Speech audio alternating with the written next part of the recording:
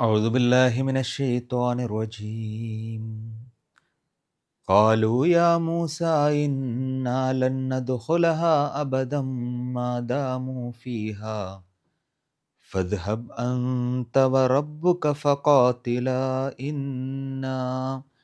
إنا هاهنا قاعدون. ഏറെ പ്രിയം നിറഞ്ഞവരെ, മൂസാ നബി അലൈഹിസ്സലാം ബനു ഇസ്രായേലരെയും കൊണ്ട് ചെങ്കടൽ മുറിച്ചു കടന്ന് സീനാ മരുഭൂമിയിലെത്തിയതിന് ശേഷമുള്ള ചരിത്രം വരെയാണ് നമ്മൾ പറഞ്ഞത്.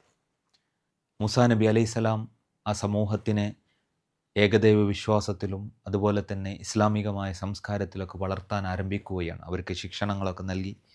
ആ സമയത്ത് അള്ളാഹു സുബ്ഹാനഹു തആല മൂസാ നബിയെ വേദം നൽകാൻ വേണ്ടിയിട്ട് സീനാ പർവ്വതത്തിലേക്ക് വിളിക്കുകയാണ്.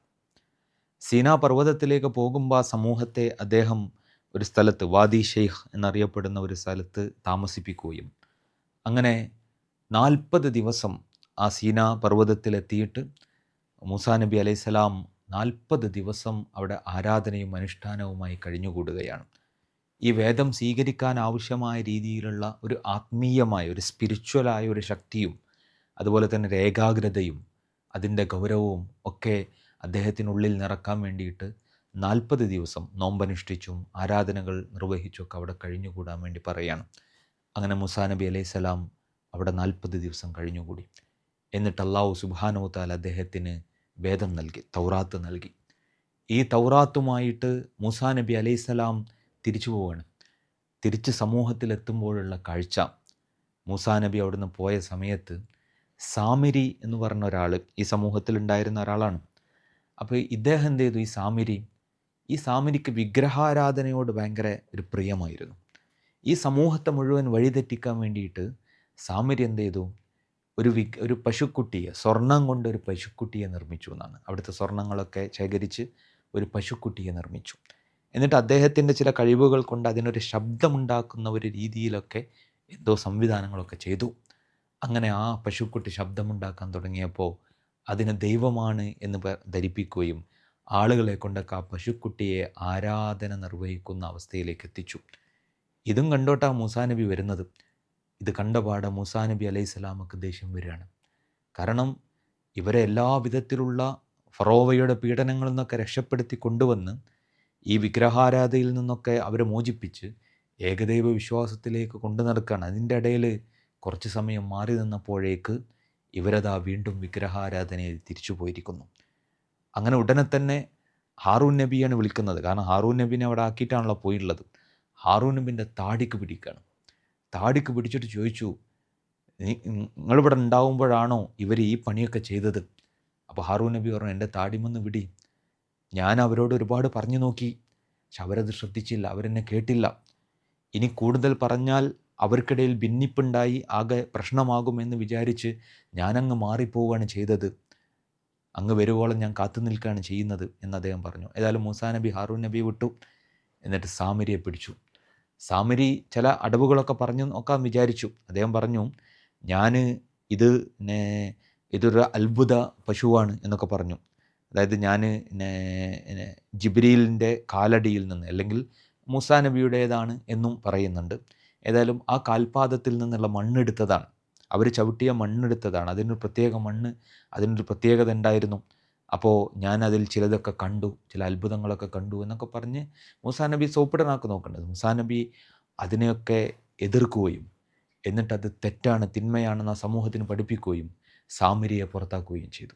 സാമിരിയോട് പറയുന്നുണ്ട്, നീ ഇനി ഈ മരുഭൂമിയിൽ അലഞ്ഞു നടക്കും. എന്നിട്ട് ലാ മിസാസ് എന്ന് പറഞ്ഞുകൊണ്ട്, ലാ മിസാസ് എന്ന എൻ്റെ അടുത്തേക്ക് ആരും വരരുതേ, എൻ്റെ അടുത്തേക്ക് ആരും വരരുതേ എന്ന രീതിയിൽ ഒറ്റപ്പെട്ട് ജീവിക്കാനുള്ള ഒരവസ്ഥയിലേക്ക് അദ്ദേഹത്തെ ശപിക്കുകയാണ്. അപ്പോൾ അത് രണ്ടർത്ഥം പറയുന്നുണ്ട്. ഒന്നങ്ങനെ എൻ്റെ അടുത്തേക്ക് ആരും വരരുതേ എന്ന് പറഞ്ഞുകൊണ്ടിരിക്കും എന്നാണ് എന്നും, അതല്ല ആ സാമരിക്ക് കടുത്ത അസുഖം ബാധിച്ചു. പണ്ട് കാലത്ത് കുഷ്ഠം എന്ന് പറയുന്ന ഒരു രോഗം ഉണ്ടായിരുന്നു. ശരീരമാകെ മുറിവും കുരുവൊക്കെ വന്ന് വ്രണങ്ങളൊക്കെ ആയി, അത് അടുത്ത് വന്നാൽ മറ്റുള്ളവർക്ക് പകരുന്നൊരസുഖമാണ്. അപ്പോൾ അതുകൊണ്ട് ആ അസുഖം ബാധിക്കുകയും അങ്ങനെ ഒരാളും അദ്ദേഹത്തിൻ്റെ അടുത്തേക്ക് പോകാതെ, കാരണം അത്രയും വലിയ ഒരു തിന്മയാണ് സാമിരി ചെയ്തത്. ആ സമൂഹത്തെ മുഴുവൻ വിശ്വാസത്തിൽ നിന്ന് തെറ്റിക്കാൻ വേണ്ടിയിട്ടുള്ള പണി ചെയ്തതിൻ്റെ പേരിൽ കഠിനമായൊരു ശിക്ഷ സാമിരിക്ക് കിട്ടുകയാണ്. ഏതായാലും മൂസാ നബി അലൈഹിസ്സലാം സമൂഹത്തൊക്കെ വിളിച്ചു വരുത്തി ഓരോട് ഇസ്തിഗ്ഫാർ നടത്താൻ പറഞ്ഞു. അങ്ങനെ തൗബൊക്കെ ചെയ്തു, ഇസ്തിഗ്ഫാറൊക്കെ നടത്തി, അങ്ങനെ അള്ളാഹിനോട്ടുള്ള കരാറൊക്കെ പുതുക്കി, അങ്ങനെ വീണ്ടും അവരുടെ ജീവിതം മുന്നോട്ട് പോവാണ്. അപ്പോഴാണ് യഥാർത്ഥത്തിൽ അവർ ചെങ്കടൽ കടന്നു വന്നത് ആ മരുഭൂമിയിൽ ജീവിക്കാനല്ലല്ലോ, മറിച്ച് അവർക്ക് അല്ലാഹു സുബ്ഹാനഹു വ തആല ഫലസ്തീനിൽ താമസിക്കാനാണ് അവരോട് പറഞ്ഞത്. അങ്ങനെ മൂസാ നബി അലൈഹിസ്സലാം അവരോട് പറഞ്ഞു, ഫലസ്തീനിലേക്ക് പോകണം. അവിടെ അക്രമികളായ കുറേ ആളുകളുണ്ട്. ആ അക്രമികളായ ആളുകളെ അവരെ പരാജയപ്പെടുത്തിയിട്ട് അവിടുത്തെ ആളുകളിലേക്ക് ഈ നന്മയുടെ സന്ദേശം എത്തിക്കണം. ഫലസ്തീനിലേക്കാണ് പോകേണ്ടത്. പക്ഷേ സമൂഹം വീണ്ടും മോശമായി തുടങ്ങിയിരുന്നു. അവർ പറഞ്ഞു, കാലു യാ മൂസ ഇന്നാലൻ നദ്ഖുലഹ അബദൻ മാ ദാമൂ ഫീ. അവർ പറഞ്ഞു, ആ നാട്ടിൽ ശക്തരായ കുറേ ആളുകളുണ്ട്, ഓരേറ്റ് യുദ്ധം ചെയ്യാനൊന്നും ഞങ്ങൾക്ക് പറ്റൂല, ഓര് അവിടെ ഉള്ളിടത്തോളം കാലം ഞങ്ങളങ്ങോട്ടില്ല, വേണമെങ്കിൽ നീയും നിൻ്റെ റബ്ബും പോയി യുദ്ധം ചെയ്തു. ഫദ്ഹബ് അൻത വ റബ്ബുക് ഫഖാത്തില എന്നാണ് പറഞ്ഞത്. എത്ര വലിയ ധിക്കാരപരമായ വർത്താനാണല്ലേ. നീയും നിൻ്റെ പടച്ചോനും പോയി യുദ്ധം ചെയ്തു എന്ന് പറയാം. ആര്? ഇവരെ ഫറോവയിൽ നിന്നൊക്കെ രക്ഷപ്പെടുത്തി കൊണ്ടുവന്ന മൂസാ നബിയോട് ഇവർ പറയുകയാണ് ഈ വർത്താനം. അതിൻ്റെ ഫലമായിട്ട് എന്താ ഉണ്ടായത്? ആ സമൂഹത്തെ മുഴുവൻ അള്ളാഹു ശിക്ഷിക്കുകയാണ്. ആ ശിക്ഷ എന്താണ്? 40 വർഷം ഇനി ഫലസ്തീനിലേക്ക് പ്രവേശിക്കാൻ കഴിയാത്ത വിധത്തിൽ മരുഭൂമിയിൽ അലയാൻ വിധിക്കുകയാണ്. അങ്ങനെ പിന്നീട് ആ മരുഭൂമിയിൽ പല പ്രദേശങ്ങളിലായിട്ട് അവർ താമസിക്കേണ്ടി വരികയാണ്.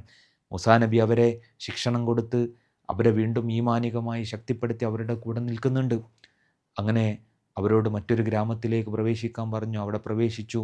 എന്നിട്ട് മൂസാ നബി അലൈഹിസ്സലാം അവർക്ക് വേണ്ടിയിട്ട് വെള്ളം ഒരുക്കി കൊടുക്കുന്നുണ്ട്. ആ മരുഭൂമിയിൽ താമസിക്കുന്ന സമയത്ത് തന്നെ അള്ളാഹ് അവരെ ആ അർത്ഥത്തിൽ ശിക്ഷിച്ചതാണെങ്കിലും അള്ളാഹ് പിന്നെയും അവരോട് പലതരം കാരുണ്യം കാണിക്കുന്നുണ്ട്. ഇത് വലിയ പാടാണ്. കാരണം അള്ളാഹു എത്ര എത്ര കാരുണ്യങ്ങളാണ് കാണിക്കുന്നത്. അപ്പോൾ അവർക്ക് മരുഭൂമിയിൽ അലയേണ്ട സമയത്ത് അള്ളാഹു സുബ്ഹാനഹു വ തആല ചെയ്തു കൊടുക്കുന്നൊരു വലിയ അനുഗ്രഹമാണ് അവർക്ക് മേഘങ്ങൾ തണൽ വിരിച്ചു കൊടുത്തു എന്നാണ്. അതായത് മരുഭൂമി ഭയങ്കര ചൂടായിരിക്കും. അപ്പോൾ ആ ചൂടിൽ നിന്ന് രക്ഷപ്പെടാനായിട്ട് മേഘങ്ങൾ അയച്ചുകൊണ്ട് അവർക്ക് തണലൊരുക്കി കൊടുത്തു. മാത്രമല്ല മരുഭൂമിയല്ല, ഭക്ഷണമൊന്നും അങ്ങനെ കിട്ടില്ലല്ലോ. എന്ത് ചെയ്തു അള്ളാഹു സുബ്ഹാനഹു വ തആല? മന്നയും സെൽവയും ഇറക്കി കൊടുത്തു എന്നാണ്. എന്താ മന്നയും സെൽവയും? 2 ഭക്ഷണമാണ്. മന്ന എന്ന് പറയുന്നത് ഒരു മധുരമുള്ള ഒരു പലഹാരം പോലെയുള്ള ഒരു ഭക്ഷണവും സെൽവ എന്ന് പറയുന്നത് ഒരു മാംസാഹാരവുമാണ്. ഈ മാംസാഹാരവും അതുപോലെ തന്നെ ഈ മധുര പലഹാരവുമൊക്കെ അവർക്ക് നിരന്തരമായി വർഷിച്ചു കൊടുത്ത് അവരെ വീണ്ടും വീണ്ടും അനുഗ്രഹിക്കുന്നുണ്ട്. പക്ഷേ ഈ അനുഗ്രഹത്തിന് അവർ വേണ്ട പോലെ നന്ദി കാണിക്കുന്നില്ല എന്നത് വലിയൊരു പാഠമായിട്ട് അള്ളാഹു സുബ്ഹാനഹു വ തആല ഇടയ്ക്കിടയ്ക്ക് എടുത്തു പറയുന്നുണ്ട്. അങ്ങനെ ആ സമൂഹത്തിന് മൂസാ നബി അലൈഹിസ്സലാം മറ്റൊരു ഗ്രാമത്ത് കൊണ്ടുപോയി അവിടെ വെള്ളം അവർക്ക് 12 ഗോത്രങ്ങളുണ്ടായിരുന്നു, 12 വിഭാഗങ്ങളുണ്ടായിരുന്നു. 12 ഉറവുകൾ ഒരു പാറയിൽ അടിച്ച് 12 ഉറവുകൾ ഉണ്ടാവുകയാണ്. ആ 12 ഉറവകളിൽ നിന്ന് ഓരോ ഉറവയിൽ നിന്ന് ഓരോ വിഭാഗവും വെള്ളമെടുക്കുക. അതിൻ്റെ പേരിൽ ഇനി തല്ലുണ്ടാവാണ്ടിരിക്കാൻ വേണ്ടിയിട്ട് 12 ഉറവ വയ്ക്കും. ആ പാറയും ആ ഉറവയുടെ അവശേഷിക്കോ ഇപ്പോഴും ഉണ്ട് എന്നാണ് ചരിത്രകാരന്മാർ അതിനെക്കുറിച്ചുള്ള കാര്യങ്ങൾ ഗൂഗിൾ ചെയ്താൽ അതിൻ്റെ ഇമേജും കാര്യങ്ങളൊക്കെ കിട്ടും. അപ്പോൾ അങ്ങനെ അവർ അവിടെ താമസിക്കുകയാണ്. അതിൻ്റെ ഇടയിൽ മൂസാ നബി അലൈഹിസ്സലാം വഫാത്താകുന്നുണ്ട്. അത് ഫലസ്തീനിലേക്ക് പ്രവേശിക്കുന്നതിന് മുമ്പ് മൂസാ നബി അലൈഹിസ്സലാം വഫാത്താകുന്നു. പിന്നീട് അവരിലേക്ക് വരുന്ന പ്രവാചകൻ യൂഷ ബിൻ നൂൻ എന്ന് പറയും. ഖുർആൻ ആ നബിയുടെ പേര് പരാമർശിച്ചിട്ടില്ല. പക്ഷെ പല പണ്ഡിതന്മാരും പറയുന്നത് നമ്മൾ സൂറത്തുൽ കഹ്ഫ് ഓതാറുണ്ടല്ലോ, അതിലൊരു കഥ ഉണ്ടല്ലോ. ഖിളിർ അലൈഹിസ്സലാം മൂസാ നബി അലൈഹിസ്സലാം നടത്തുന്നൊരു യാത്ര ഉണ്ട്.